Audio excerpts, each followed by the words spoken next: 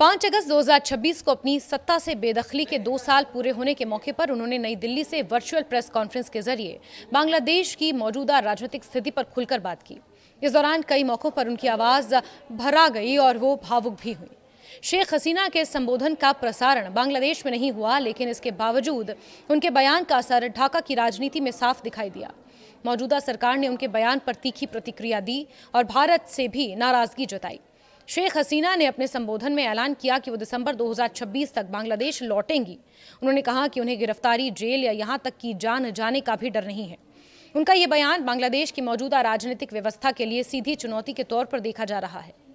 शेख हसीना ने 2024 के उस आंदोलन का भी जिक्र किया जिसके बाद उन्हें प्रधानमंत्री पद से इस्तीफा देकर भारत आना पड़ा था। उनका दावा था कि उस समय हालात बातचीत के जरिए शांतिपूर्ण तरीके से सुलझाए जा सकते थे, लेकिन जानबूझकर हिंसा को बढ़ावा दिया गया और उनकी सरकार को सत्ता से बेदखल कर दिया गया। अपने भाषण में शेख हसीना ने आवामी लीग पर लगाए गए प्रतिबंध को हटाने और जेल में बंद पार्टी नेताओं को रिहा करने की मांग की।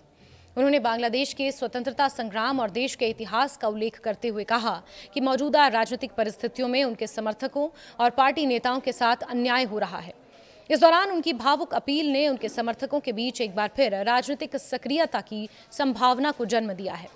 शेख हसीना के बयान के बाद बांग्लादेश की अंतरिम व्यवस्था से आगे बढ़कर अब सत्ता में मौजूद तारिक रहमान सरकार की ओर से कड़ी प्रतिक्रिया सामने आई है।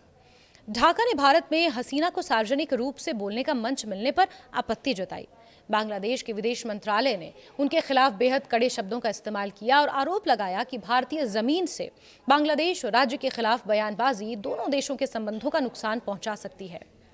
बांग्लादेश के विदेश मंत्रालय ने उनके खिलाफ बेहद कड़े शब्दों का इस्तेमाल किया और आरोप लगाया कि भारतीय जमीन से बांग्लादेश के खिलाफ बयानबाजी दोनों देशों के संबंधों को नुकसान पहुंचा सकती है। बांग्लादेश की सरकार ने अपने मीडिया संस्थानों को भी शेख हसीना के बयान को प्रसारित न करने की चेतावनी दी।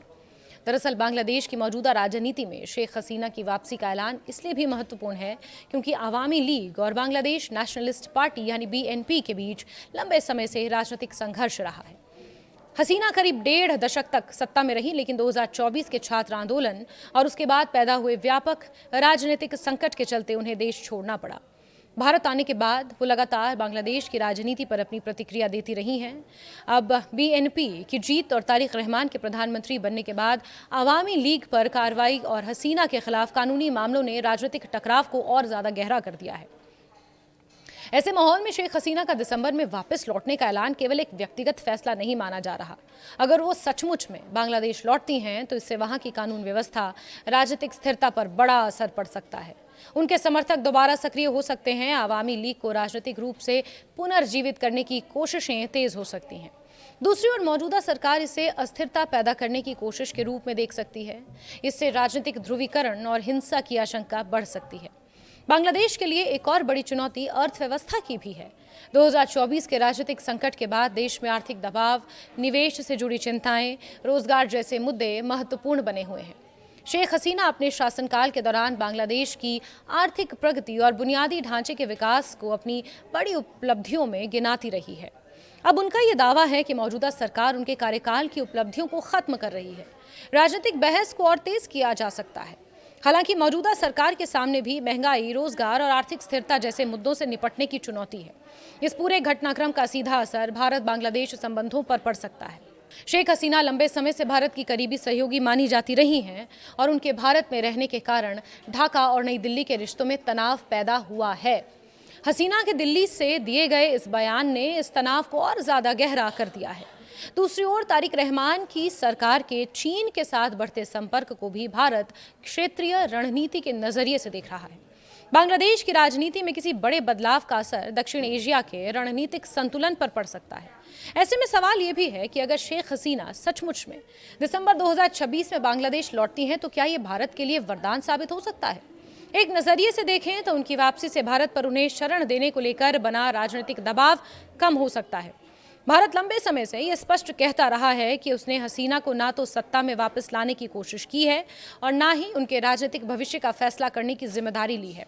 अगर शेख हसीना स्वेच्छा से बांग्लादेश लौटती हैं और वहां की सरकार उनके मामले को कानूनी प्रक्रिया के तहत आगे बढ़ाती है तो भारत बांग्लादेश संबंधों में एक बड़ा विवाद कुछ हद तक अलग दिशा ले सकता है। हालांकि शेख हसीना की वापसी अपने साथ कई नए सवाल भी लेकर आएगी। क्या उन्हें निष्पक्ष कानूनी प्रक्रिया मिलेगी? क्या आवामी लीग को दोबारा राजनीतिक गतिविधियों की अनुमति दी जाएगी? और क्या उनकी वापसी के बाद बांग्लादेश में हिंसा और राजनीतिक टकराव बढ़ेगा? इन सवालों के जवाब आने वाले समय में ही सामने आएंगे। फिलहाल इतना साफ है कि शेख हसीना की भर्राई आवाज़ केवल भावनात्मक अपील नहीं थी। उनके दिसंबर में लौटने के ऐलान ने बांग्लादेश की मौजूदा सत्ता के सामने एक नई राजनीतिक चुनौती खड़ी कर ही दी है और इसका असर ढाका से लेकर नई दिल्ली तक दिखाई दे सकता है।